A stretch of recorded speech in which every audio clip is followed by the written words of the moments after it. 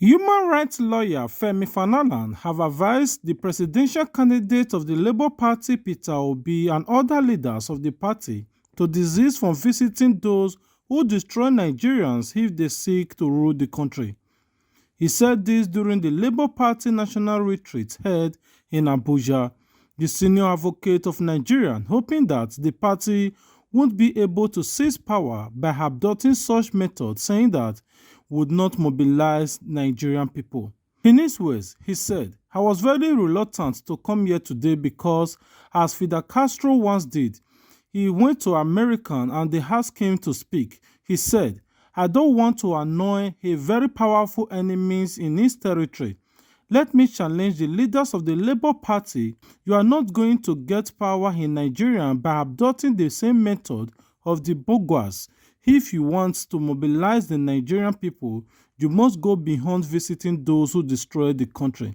The senior advocate went further to advise them that they should rather go visiting Labour Party youth, women and other unions, stressing that they are the real voters, unlike those whose only interest is to looting the resources of the country. Details in the video. Let me challenge the leaders of the Labour Party. I beg you. You aren't going to get power in Nigeria by adopting the methods of the bourgeoisie. If you want to mobilize the Nigerian people, you must go beyond visiting those who destroy Nigeria. If this August Assembly can adopt the Workers' Charter of Demands, you will know that your job is already completed. Because for us as a people, I say it all the time, that Nigeria has no business with poverty. We have no business with frustration, because this is a well-endowed nation. Other countries are jealous of us. But what have we done with the enormous resources at the disposal of our country? We've listened to wonderful speeches, but let me respond to one or two issues. This government promised that we're going to migrate from PMS to CNG, and 250 billion naira was voted for that. And the government said in 2020 that once we migrate, most of our vehicles, if most of our vehicles can run on gas, a liter of fuel will be 94 naira. Today, the government is thinking of increasing fuel price to 500 naira. Comrade President of NSC, and I want to say this here publicly, about 7 years ago, the government of Nigeria spent a colossal sum of 50 billion naira to acquire a software by Petroleum Equalization Fund to track and monitor all tankers that load fuel in any part of Nigeria. Today, you are being told that Nigerians have to be punished because of the criminal activities of smugglers. I've never heard that anywhere before. That a government will punish its people because of the criminal activities of a few unpatriotic elements. We have challenged the government. And we are happy now the Comptroller General of Customs has come out publicly to say that it is impossible to smuggle daily about 38 million liters of fuel. Where would they pass? Because you need tankers, and you will need at least 500 tankers loading 33,000 liters of fuel per one. NNPC has said, oh, yes, This is what is going on. Smugglers are responsible. We are also told, and Nigeria is the only country that comes out where the government will say, we are losing $700 million every day because of oil theft. Who are the oil thieves? They know them. Oil theft, oil smuggling, all have official backing. Again, Nigeria is the only oil producing country without that has not acquired the meter to know how much oil you produce daily. Nigeria is the only oil producing country that has refused to acquire that meter. Furthermore, there is an organization called Lloyd. That body, and Nigeria subscribes to that body. NNPC subscribes to that body.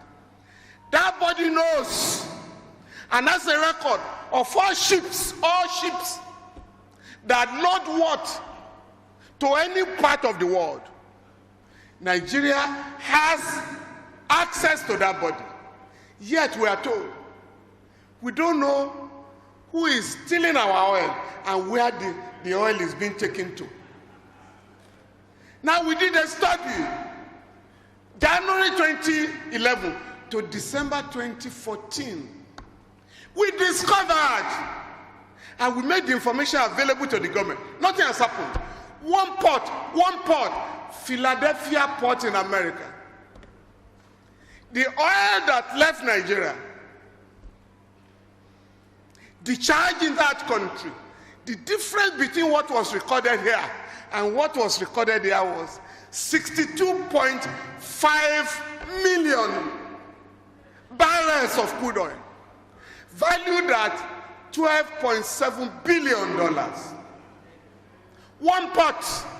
So if you take 20 ports in America, 20 in China, United Kingdom, France, you know what we are talking about. So the government knows, and if they want information, we can make it available to the government. If they are actually looking for those who are stealing our oil and those who are smuggling our oil. Because this year, please, 2020 budget, 2022 budget, this government claimed that we are going to spend 443 billion naira on so-called fuel subsidy. By June, President Buhari told the National Assembly a supplementary budget that increased the 443 to 4 trillion naira. No debate. The National Assembly did not debate and passed it. Now the Minister of Finance is saying, Mrs. Ahmed Zainab, that before the end of this year, that figure of 4 trillion will go to 6.5 trillion naira. And that therefore, in the budget of next year, there may be no money for capital projects. Please, I challenge you. I challenge Labour in particular. We must get to the root of this criminality once and for all. Labour must decide today. We must decide today. We must set up a committee, NSCTUC, and we'll be ready to make information available to expose the criminals behind smuggling of fuel, criminals behind oil theft. Finally, for the past 7 months, our children have been home because the government is not prepared to implement the agreement it signed in 2009, in 2019, and 2020. Let us also resolve that enough is enough. Our children must go back to school. And this body, led by our Nigerian Labour Congress and TUC, can compel this government to reopen our universities.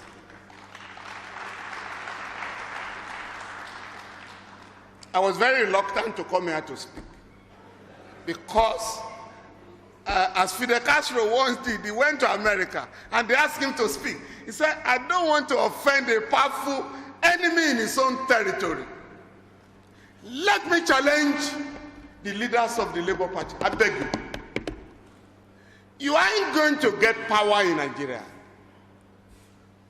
by adopting the methods of the bourgeoisie.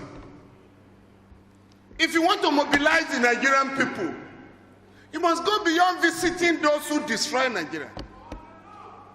From today, your candidates must go to the offices of all the trade unions in Nigeria.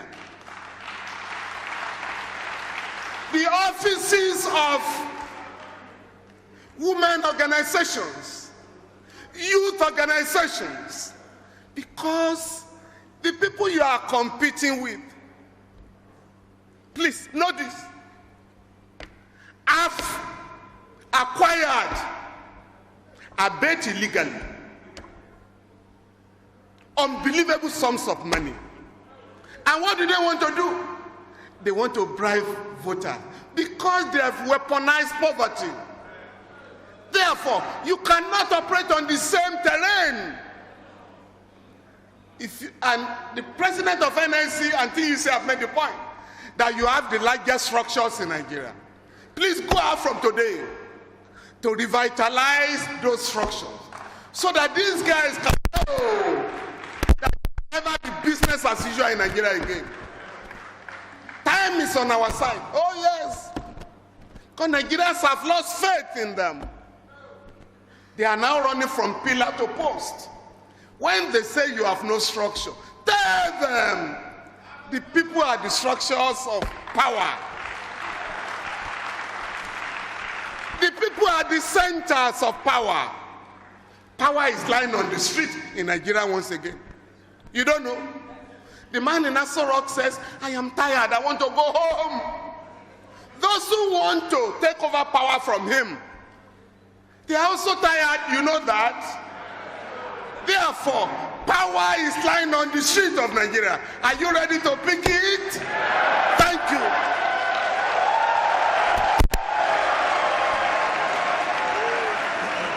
Well, on the other hand, dear Nigerian youth, you did not send me, but I sent myself. While you are busy putting in the work, you must be represented. Aisha Yusuf tackled presidential candidate of the Labour Party, Peter Obi, during the national retreat held in Abuja. Peter Obi, we are not loyal to you, we are loyal to Nigeria. Now you will be held accountable if you did not rule well. Details in the video. I will say to everyone here, and I'm looking straight at Mr. Peter Obi, we will hold you accountable. We are loyal to Nigeria. We are asking you, we are rallying behind you today, not because we think you are so special, but because we think at this moment that you are the one who have what it takes to take us to that place that we are supposed to be. And we're saying to you, indeed, you must stand for Nigeria. You must fight for Nigeria. You must ensure that the child of nobody becomes somebody without knowing anything. You must know that what we have right now, it's not about just this generation. It's about the people who are yet to be born. And you must ensure that as you go into office by the grace of God, we'll do all we can to ensure that you get there. You're not looking at the people who will praise you today. You're looking at those people that will praise you 100 years from today. The way that Singapore can have a Lee Kuan Yew, we want to have a Peter Obi. The way that South Africa can have Nelson Mandela, we should have a Peter Obi. Don't get into office and be carried away. Don't get into office and forget the people that brought you here. Don't get into office and forget the youth. And I said something. I need to see the office around you change. I need to see more youth around you. I need to see more women around you. I am for me.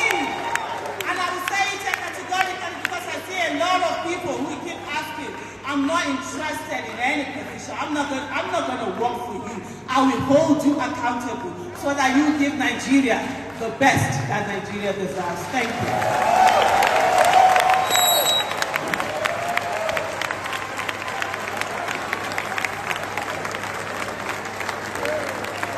On the other hand, after all said and done, the presidential candidate of the Labour Party, Mr. Peter Obi, has said next year presidential elections is not based on ethnicity or religions, hence it is nobody's turn. Speaking at the Labour Party leadership retreat in Abuja on Monday, Mr. Peter Obi promised to sign a performance agreement with the Nigerian Labour Congress to make sure that the ideas generated at the retreat have followed to the letter. Apparently, referring to the presidential candidate of All Progressive Congress APC, Obi insisted that since there is no place where Christians or Muslims buy things cheaper, or Yoruba or Hausa have free light than others in the countries, then the coming election is about characters and competence and not anybody's turn. The Labour Party standard bearer said, "We will do this retreat now. After elections, we will do another one. Election next year will not be based on ethnicity. We have had it before. It will not be on religions." The presidential candidate also stated that the corruption is pervasive in Nigerians because the leaders are involved. If leaders is not stealing and families around him are not stealing, we will reduce corruption by 70%. I was governor for 8 years. There is nowhere money is missing. I'm in this retreat to listen. Let us put in the writing when we succeed. You must be around to say this, what we have agreed on. Even if we don't achieve 100%, we must have made sacrifice. Details in the video. God forbid. So for me, I want to listen. I want to take note. That note is more important to me than anything. I don't want to tell you people any idea. I want to listen to you. My job is to listen. So that you don't go there and start giving them excuse. Because what we are used to in this country is for people to go into office and start saying what they saw when they get in there. I want to see anything when I get in there. I want to hear it now. So I know what to do when I get in there.